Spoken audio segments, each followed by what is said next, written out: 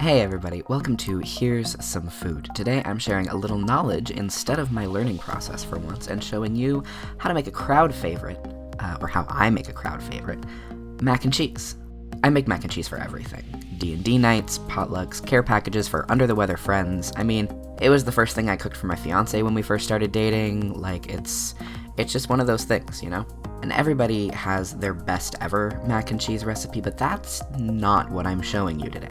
Instead, I'm going to show you how to make a really straightforward, aggressively customizable mac and cheese that you can turn into your best mac and cheese. Once you've got the steps down, this thing's really easy to throw together without a whole lot of thought. In fact, the relative ease of this recipe is my personal downfall because this is the first time I've made it using actual, measurements for things in I literally cannot remember how long. So let's get to it.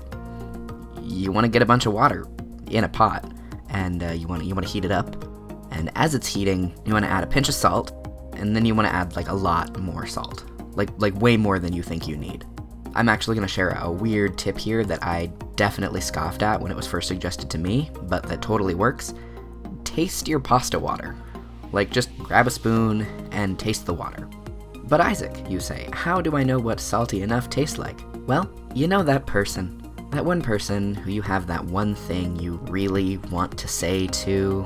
Maybe it's your boss, or your roommate, or your brother-in-law, or whoever, but there's something you really want to say to them, and you're not going to because it might hurt their feelings, and you're a nice person, but sometimes you just really, really want to say it.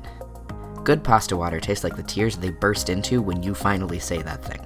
Anyway, the water is coming to a boil, so it's time to add your pasta. I'm a fan of the spiral myself because the cheese gets all trapped inside and all squiggly and it's awesome.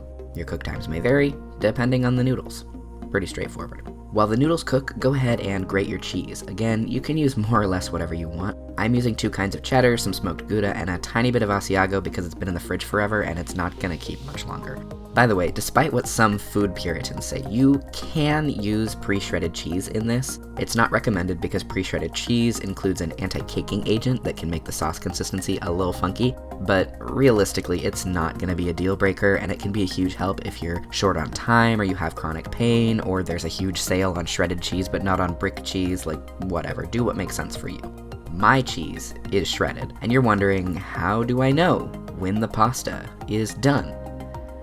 Just eat a noodle. If it's got a little bit of bite left, great. If it's got a lot of bite left, leave it in a little longer, If it's really squishy, it's definitely ready.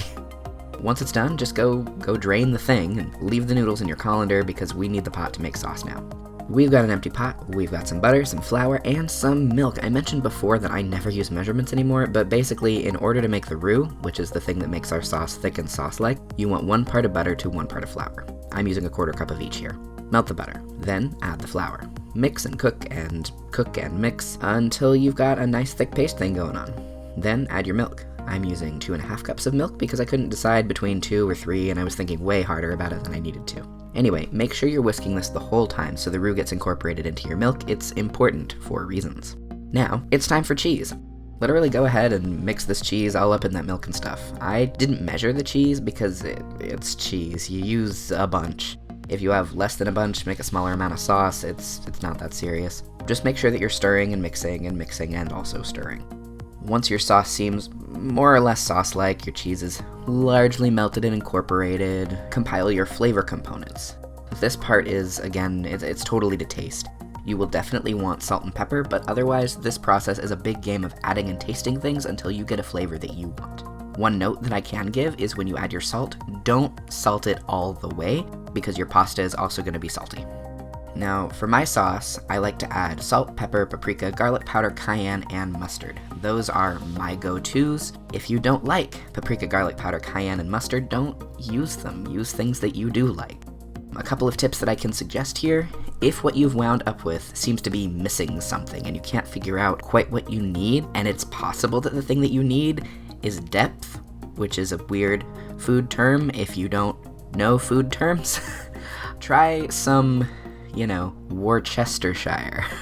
On the other hand, if it seems to be too something-y, if there's too much something, if when you eat it, it feels heavy, it's just nah, and it could use some brightness. My one weird trick, doctors hate him, is to add some rice vinegar.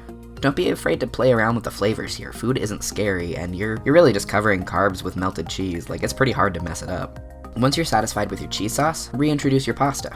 This is also the time to add in any mix-ins you want. If you're a bacon person, go easy on the salt during the seasoning, but otherwise throw some bacon in there. If you want to dump in some chili beans, go nuts. Personally, I threw some frozen broccoli, not enough, but it was what we had in the freezer, on a baking sheet with some salt, pepper, and garlic powder earlier, and I'm gonna dump that in there. Whatever you've got on hand that you think would pair well with cheese goo, add it. If you did use the pre-shredded cheese and your sauce wound up weird, consider throwing that thing in the oven. You can do it with or without breadcrumbs on top, and that should take care of most of the weird. Otherwise, you're done. And I know I've been tasting this the whole time, but it's only food if I eat it, so without further ado, here's some food. I'm not gonna explain to you what mac and cheese tastes like. You know, it's cheesy and creamy and wonderful, and we know this. You can make it however you want now. So, yeah, go make it. Hey there, if you made it this far, why not throw a like my way? If you're down to hear me talk more about food stuff and how here some of it is, please subscribe to my channel. If you've got a suggestion, either for your favorite mac and cheese mix-ins or for something else that I should make in the future, share it in the comments below. And yeah, that's it. Thanks.